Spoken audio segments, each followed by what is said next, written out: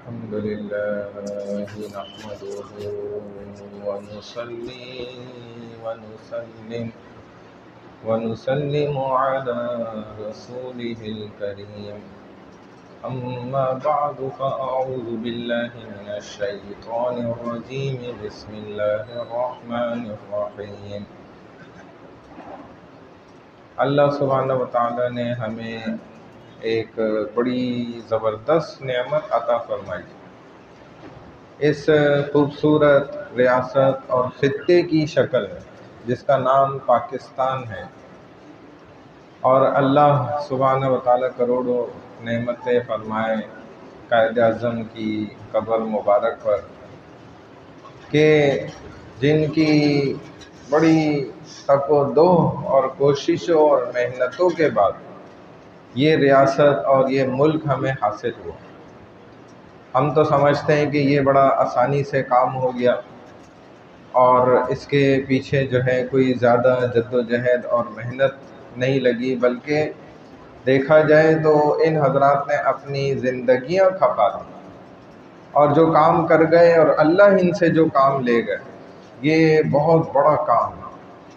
آج تو ایک زمین کا ٹکڑا اپنے فتح شدہ ملک کے اندر حاصل کرنا بنانا بڑا مشکل عمل ہے.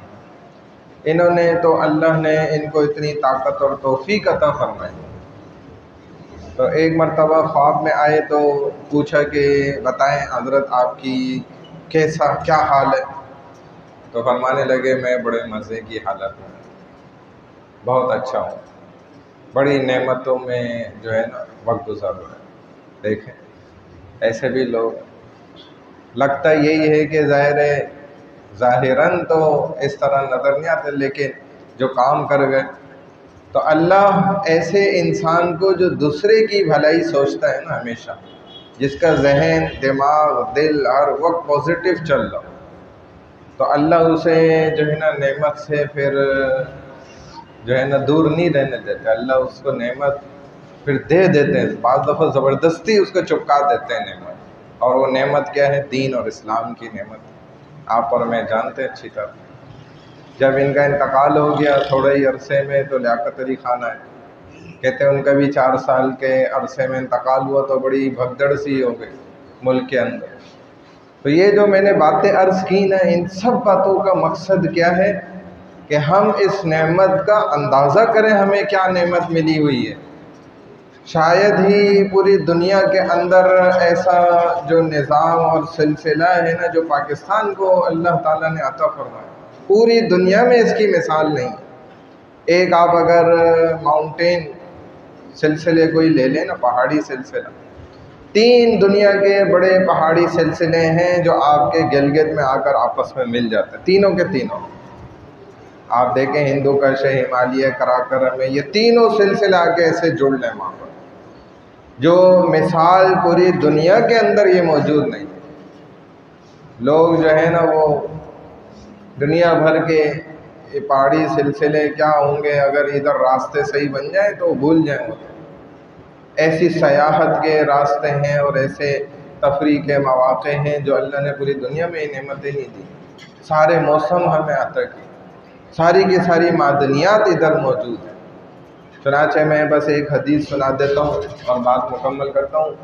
رسول اللہ صلی اللہ علیہ وسلم ایک مرتبہ وضو فرما رہے تھے، تو صحابہ آپ کے وضو کے پانی کو پکڑ لیتے، جمع کر رہے، کوئی اپنے چہرے پر مل رہا ہے، کوئی اپنے جسم پہ، کوئی سر پہ، کوئی ہاتھوں پہ مل رہا ہے. رسول اللہ صلی اللہ علیہ وسلم نے دیکھا، فرمایا کہ یہ کیا کر رہے ہیں؟ تو صحابہ نے عرض کیا کہ یا رسول اللہ، یہ ہم آپ کی محبت میں ایسا کر رہے ہیں، کہ ہمیں آپ سے محبت ہے، بول آپ کی محبت میں یہ عمل کر رہے ہیں. تو نبی علیہ السلام نے بڑی زبردست بات اس موقع پہ فرمائی. آپ نے فرمایا کہ تم جاننا چاہتے ہو کہ اللہ اس کے رسول سے اصل محبت والا عمل کیا ہے؟ صحابہ نے بولا بالکل بتلائیں یا رسول اللہ. وہ تو سمجھ رہے تھے نا کہ یہ برکت کا پانی لگا رہے ہیں تو بس یہی محبت کا اظہار ہے. تو نبی علیہ السلام نے ہمیشہ ایسے موقع پر بات سمجھائی. تو فرمایا بالکل بتلائیں یا رسول اللہ. تو نبی علیہ الصلوۃ والسلام نے فرمایا جس نے، اور واقعی اس حدیث کو جس نے اپنے سینے سے لگا لیا نا، تو یقین کریں وہ شخص تو ناکام ہو ہی نہیں سکتا، اس کی ناکامی کا 0.1% بھی کوئی چانس نہیں ہے کہ وہ ناکام ہو جائے، جس نے ان 3 باتوں کو اپنا لیا جو رسول اللہ صلی اللہ علیہ وسلم نے فرمایا۔ پہلی بات آپ نے فرمایا کہ وہ مسلمان جو زندگی بھر کبھی جھوٹ نہ بولے، یہ ہے اصل میں اللہ اور اس کے رسول سے محبت کرنے والا۔ یہ تو نہیں فرمائے کہ جو لمبی لمبی نمازیں پڑھے اس کے پاؤں تھک جائیں، ورم آ جائے، تہجدیں پڑھے اور لمبی چوڑے جو ہے ذکر اذکار کرے، مراقبے کرے، سارے منزلیں طے کر لے، قرآن کئی پارے ختم کر لے، بڑے بڑے وظیفے اور یہ سب کر لے، عمرے کر لے، حج کر لے، جو آج ہمارے زمانے میں اسی کو ہی اصل سمجھا جاتا ہے، حالانکہ یہ اصل نہیں۔ یہ تو ایک روٹین والے اعمال ہیں، یہ تو کرنے ہی کرنے ہیں مسلمان نے۔ نمازیں تو ساری پڑھنی ہے، یہ کوئی ہم ایکسٹرا آرڈنری کوئی بہت اچھا کام نہیں کر رہے، بڑی معذرت کے ساتھ یہ مجھے کہنا پڑتا ہے بعض دفعہ۔ یہ تو ہم جیسے روٹی کھاتے ہیں نا، روٹی کھانا کوئی کمال ہے، پیٹ بھرنا کوئی کمال ہے، یہ تو جیسے جانور بھی کھاتے ہیں، ان کی بھی روٹین ہے، ان کو نہ بھی سمجھا وہ کھائیں گے۔ یہ تو عبادات مسلمان کی یہ ویسی روٹین ہوتی ہے، یہ روٹین ورک کے ساتھ۔